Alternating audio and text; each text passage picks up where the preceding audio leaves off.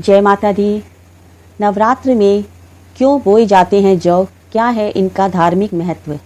तो चलिए आज हम जानते हैं। नवरात्र पर्व माँ दुर्गा के उपासना व उनका आशीर्वाद पाने के लिए विशेष माना गया है। पवित्र मन से दुर्गा माँ की आराधना करने से भक्त की सभी मनोकामनाएं पूरी होती हैं। नवरात्र के 9 दिनों में लोग अपने घरों में अखंड ज्योत जलाते हैं। साथ ही माँ दुर्गा के 9 स्वरूपों की पूजा की जाती है। नवरात्र में कलश स्थापना और ज्वारे यानी जौ का बहुत अधिक महत्व होता है। नवरात्र के पहले दिन घट स्थापना यानी कलश स्थापना की जाती है। उसके साथ ही जौ बोए जाते हैं। कहा जाता है कि इसके बिना माँ की पूजा अधूरी मानी जाती है। कलश स्थापना के साथ ही जौ बोने की परंपरा बहुत पहले से चली आ रही है। जौ को भगवान ब्रह्मा का प्रतीक माना जाता है। पौराणिक मान्यताओं के अनुसार जब ब्रह्मा जी ने इस सृष्टि की रचना की थी तो वनस्पतियों में जौ फसल सबसे पहले विकसित हुई थी। ये नवरात्र के पहले दिन घट स्थापना के समय जौ की सबसे पहले पूजा की जाती है और उसे कलश में भी स्थापित किया जाता है। सृष्टि की पहली फसल होने के नाते जब भी देवी देवताओं का पूजन या हवन किया जाता है तो उन्हें जौ जरूर अर्पित किए जाते हैं। ये भी कहा जाता है कि जौ अन्न यानी ब्रह्मा के समान है और अन्न का हमेशा सम्मान करना चाहिए, इसलिए पूजा में जौ का इस्तेमाल किया जाता है। नवरात्र में कलश स्थापना के दौरान बोए गए जौ 2-3 दिन में ही अंकुरित हो जाते हैं। यदि ये न उगे तो भविष्य में आपके लिए अच्छे संकेत नहीं होते हैं। ऐसी मान्यता है कि 2-3 दिन बाद भी अंकुरित ही होते हैं तो इसका मतलब ये है कि आपको कड़ी मेहनत के बाद ही उसका फल मिलेगा। इसके अलावा यदि जौ 2-3 दिन के अंदर उग आते हैं लेकिन उनका रंग नीचे से आधा पीला और ऊपर से आधा हरा हो, इसका मतलब आने वाले साल का आधा समय आपके लिए ठीक रहेगा, लेकिन बाद में आपको परेशानियों का सामना करना पड़ सकता है।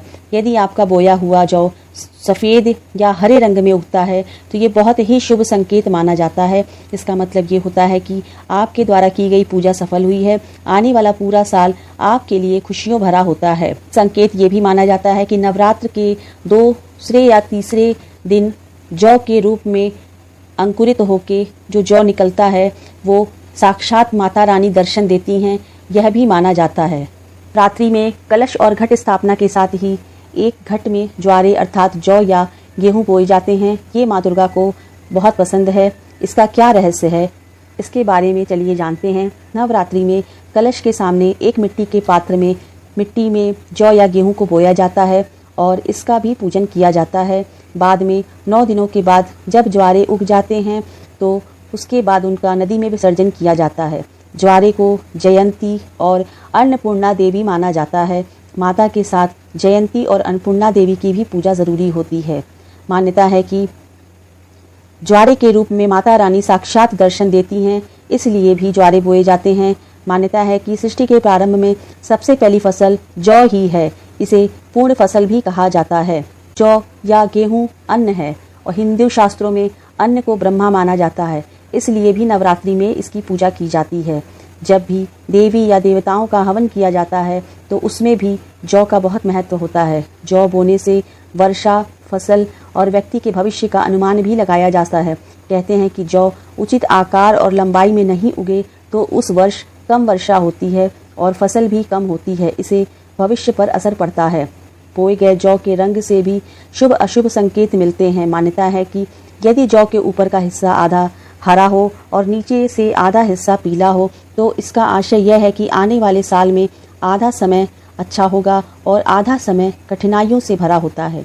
यदि जौ का रंग हरा हो या फिर सफ़ेद हो गया हो तो इसका अर्थ होता है आने वाला साल काफ़ी शुभ और काफ़ी अच्छा रहेगा। यही नहीं, देवी भगवती की कृपा से आपके जीवन में अपार खुशियाँ और समृद्धि का वास होता है। कहते हैं कि नवरात्रि में बोई गई जौ जितनी बढ़ती है उतनी ही माता रानी की कृपा बरसती है। इससे व्यक्ति के घर में सुख समृद्धि भी बनी रहने का संकेत मिलता है।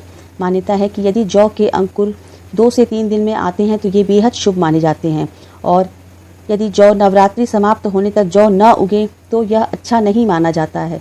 हालांकि कई बार ऐसा भी होता है कि यदि आपने उचित तरीके से जौ नहीं बोए हैं तो भी जौ नहीं उगता है। ऐसे में ध्यान रखें, जौ को अच्छे से बोएं, सही तरीके से बोएं, स्वच्छता से बोएं और श्रद्धा भाव से बोएं, भाव से बोएं कि साक्षात इसमें माता रानी का प्रादुर्भाव होगा, तो यकीन रखिए आपके भी ज्वारे बहुत ही सुंदर और हरे भरे अंकुरित होकर 2 से 3 दिन के अंदर में उग के आएंगे और पूरे वर्ष माता रानी माँ भगवती की कृपा से आपके जीवन में अपार खुशियाँ और समृद्धि लेके आएंगी। तो जौ कैसे बोया जाता है सही विधि के लिए चलिए हम देखते हैं। सबसे पहले एक मिट्टी का पात्र लेंगे, उसको रात भर भिगो कर रख देंगे और सुबह अच्छे से धुल कर सुखा कर पोंछ कर उसको सुखा लेंगे।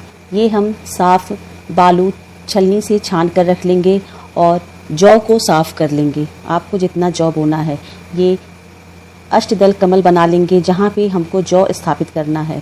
अब इसके बाद उस मिट्टी के पात्र में सबसे पहले हम रोली कुमकुम की सहायता से स्वास्तिक बनाएंगे। माता रानी का स्मरण करेंगे, गणेश जी का स्मरण करेंगे और स्वास्तिक का चिन्ह बनाएंगे ताकि हमारी पूजा में कोई भी विघ्न बाधा ना आए और हमारी यह 9 दिवसीय नवरात्रि की पूजा निर्विघ्नता पूर्वक संपन्न हो और हमारे पूरे घर परिवार को माता रानी का आशीर्वाद मिले और जो भी हमारी कामना है वो सब संपन्न हो, सुख समृद्धि का वास हो, घर से जो भी नकारात्मक शक्तियां हैं वो सबों का, मेरे घर से नकारात्मक शक्तियां जो भी हैं उन सबों का प्रवेश बंद हो जाए और सकारात्मक ऊर्जा का प्रवेश हो। इस तरह से भाव रखते हुए हम पात्र की पूजन करेंगे, स्वास्तिक बनाएंगे, 9 जगह इस तरह से टीका करेंगे। अब इसके बाद साफ किए हुए बालू को इस तरह से हम इस पात्र में रखेंगे। स्वच्छता से, सफाई से हम ये खेतड़ी करेंगे, जौ का रोपण करेंगे।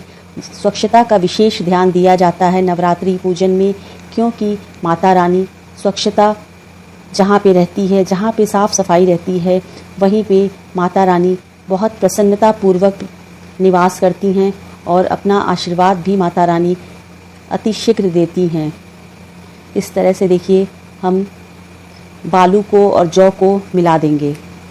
इसमें हम और कुछ भी नहीं मिलाएंगे। जौ को पहले से साफ़ कर लेंगे, बालू को भी अच्छे से साफ़ कर लेंगे, कोई उसमें कंकड़ पत्थर कुछ भी ना रहे। अब इसके बाद अच्छे से इसको हम हाथों से, साफ़ हाथों से इसको हम मिलाएंगे। बालू को और जौ को एक दूसरे में अच्छे से मिक्स कर देंगे, पूरा मिला देंगे। ऐसा ना रहे कि बालू अलग रहे और जौ अलग रहे, एक दूसरे में इसको अच्छे से हम मिला देंगे। बहुत सावधानी से, बहुत अच्छे से और भक्ति भाव से जौ को बोया जाता है। इस भाव से बोया जाता है कि क्योंकि इसी जौ में माता रानी का 2-3 दिन के अंदर ही प्रादुर्भाव होता है और जौ के रूप में ही माता रानी अंकुरित होती हैं और अपना दर्शन देती हैं। 2-3 दिन के अंदर ही जब जौ अंकुरित होता है तो समझ लीजिए साक्षात माता रानी दर्शन देती हैं और घर में सदा खुशहाली बनी रहती है। इस तरह से देखिए अच्छी तरह से पूरा जौ मिक्स हो गया है। अब हम इसमें स्वच्छ जल डालेंगे।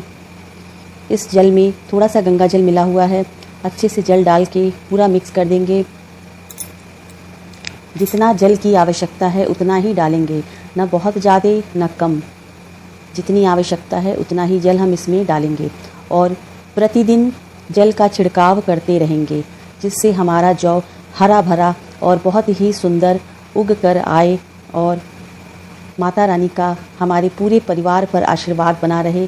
इस जौ के उगने से ही, इस जौ की खेती से ही ये अनुमान लगता है कि पूरा वर्ष हमारा कैसा बीतेगा, यही जौ हमें संकेत देता है।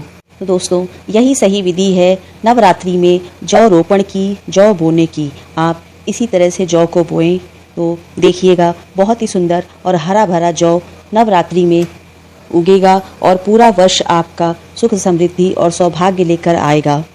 अब इसके बाद पात्र के मुख पे रक्षा सूत्र बांध देंगे। आप चाहे तो लाल रंग का कपड़ा भी चारों तरफ से लपेट सकते हैं। उसके बाद पूजन करने के लिए अष्टदल कमल बनाकर ही उसके ऊपर जौ के पात्र को स्थापित करना चाहिए। चाहे वो कलश स्थापना हो, चाहे जौ की स्थापना हो, चाहे मूर्ति की स्थापना हो माता रानी की, या फिर अखंड ज्योत की स्थापना करनी हो, आप अष्टदल कमल ज़रूर बनाइएगा। तो देखिए हमने अष्टदल कमल बना लिया है। अब हम इसी पे इस जौ के पात्र को स्थापित करेंगे। और तो इस तरह से जब आप जौ को बोएंगे तो इसी तरह से सुंदर हरा भरा आपका भी जौ नवरात्रि में उगेगा। उम्मीद करती हूँ कि आपको ये विधि जौ रोपण की समझ में आ गई होगी। तो टेम से बोलिए जयकारा शेरा वालिदा बोल साचे दरबार की जय।